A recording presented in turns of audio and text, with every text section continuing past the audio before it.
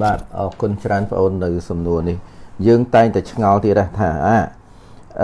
business យើងការរកស៊ីរបស់យើងធ្វើអាជីវកម្មហេតុអីបានត្រូវការរចនាសម្ព័ន្ធអាជីវកម្មឬក៏រចនាសម្ព័ន្ធក្រុមហ៊ុនបាទរចនាសម្ព័ន្ធក្រុមហ៊ុនគឺសំដៅលើអីទី1គឺសំដៅទៅលើតួនាទីនីមួយៗហើយនឹងរបៀប protocol តាអ្នកណាមេអ្នកឯងនៃអ្នកណាដូច sale អញ្ចឹងអ្នកណាមេ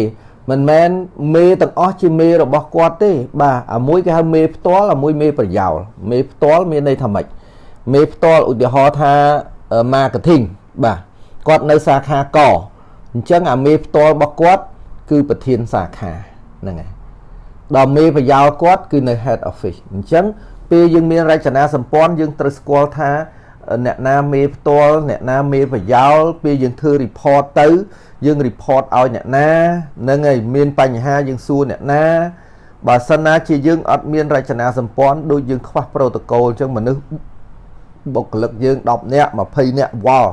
វាមិនដឹងជាមានបញ្ហាទៅសួរអ្នកណាទំនួលខុសត្រូវអីទេអញ្ចឹងហើយដែលក្រុមហ៊ុនលក្ខណៈស្តង់ដារគេត្រូវតែមានរចនាសម្ព័ន្ធនៅពេលដែលមានរចនាសម្ព័ន្ធគេសនុកនឹងធ្វើ report ហើយអ្នកណាទទួលខុសត្រូវផ្នែកណាបាទហើយដោះស្រាយបញ្ហាមិនអ្នកណាដាក់ផែនការអ្នកណាធ្វើតាមដានលទ្ធផលដោះស្រាយបញ្ហាហើយរាយការណ៍ជូនថ្នាក់លើបន្ទាប់ហ្នឹងអ្នកណាគេបាទអានឹងហើយដែលធ្វើឲ្យការដឹកនាំវារលូនទៅបានប៉ុន្តែបើក្រុមហ៊ុនលក្ខណៈគ្រួសារយើងភាគច្រើនយើងអត់មានរចនាសម្ព័ន្ធទេដល់អត់មានរចនាសម្ព័ន្ធស្អីក៏មេដែរស្អីក៏មេបាទត្រឹម3នាក់5នាក់ណែគ្រប់គ្រងបានចូលដល់7នាក់10នាក់ចាប់ដើមវល់ព្រោះមេគាត់រវល់ដែរដល់រវល់ដែរវាមិនដឹងអាណាមេកូនចៅនឹងវល់ពេញនឹងមិនដឹងធ្វើកិច្ចការម៉េច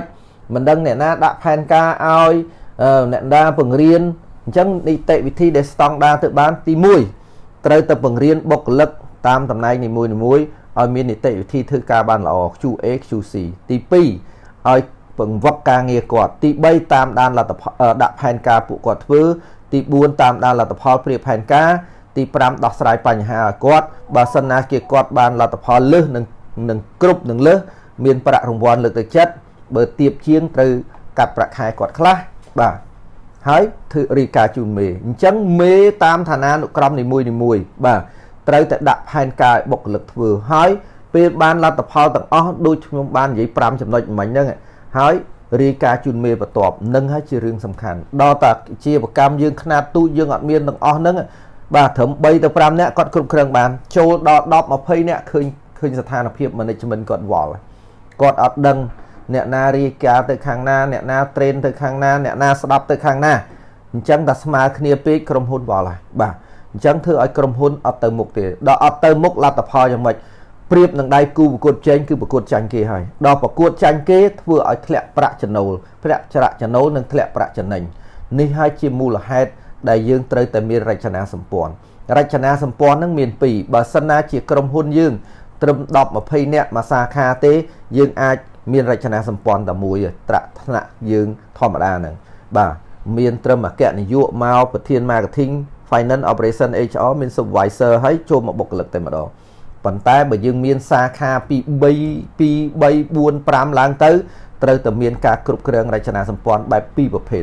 ទី1ថ្នាក់ head office ទី2ថ្នាក់ brand បាទ head office គឺមានតួនាទី1 support បច្ចេកទេសទាំងអស់ទៅឲ្យថ្នាក់សាខាបាទឯសាខាទទួលបច្ចេកទេសទាំងអស់ពី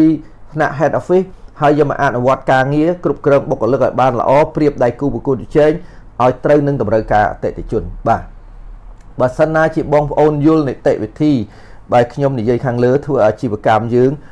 មានលទ្ធផលល្អជូនអតិថិជនគោលដៅប្រាក់ចំណូលយើងល្អប្រាក់ចំណេញយើងល្អហើយបាទអរគុណច្រើនដែលបានចូលរួមស្ដាប់បាទ